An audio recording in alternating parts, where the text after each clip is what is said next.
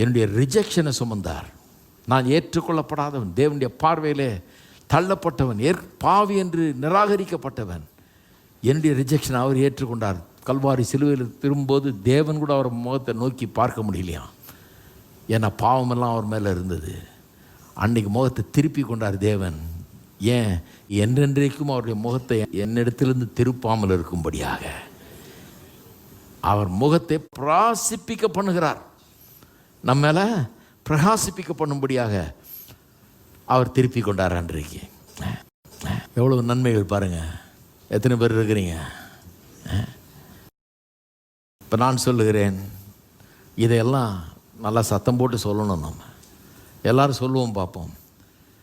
அவர் தண்டிக்கப்பட்டார், நான் மன்னிக்கப்படும்படியாக. அவர் காயப்பட்டார், நான் சுகமாகும்படியாக. அவர் பாவமானார், நான் நீதிமானாகும்படியாக. அவர் மரித்தார், நான் ஜீவனை பெற்றுக்கொள்ளும்படியாக. அவர் சாபமானார், நான் ஆசீர்வாதத்தை அடையும்படியாக. அவர் தரித்திரரானார், நான் ஐஸ்வர்யனாகும்படியாக.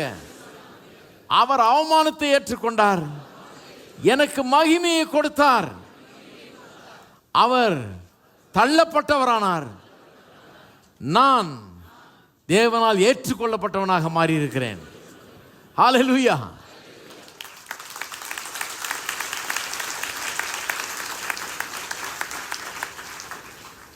அப்போ பிசாசு உங்களுக்கு இனிமே போதிக்க விடாதீங்க.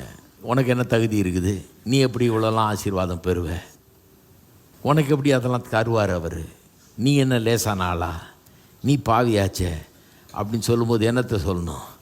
ஐயோ, என்னுடைய பாவம், அதன் தண்டனை, அதன் விளைவுகள் எல்லாத்தையும் அவர் மேலே வச்சு, அவர் மேலே இருந்த அத்தனை ஆசீர்வாதத்தையும் என் மேலே வச்சுட்டாரு.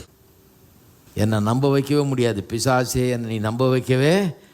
நான் இரத்தத்தால் வாங்கப்பட்டவன், கழுவப்பட்டவன், இயேசுவுக்கு சொந்தமாக இருக்கிறேன். அதெல்லாம் எனக்கு சொந்தம் இல்லை, இதுதான் எனக்கு சொந்தம். ஆசீர்வாதம் எனக்கு சொந்தம்னு நிற்கணும். வாயை திறந்து பேசணும். சொந்தமாக்கி கொள்ள வேண்டும்.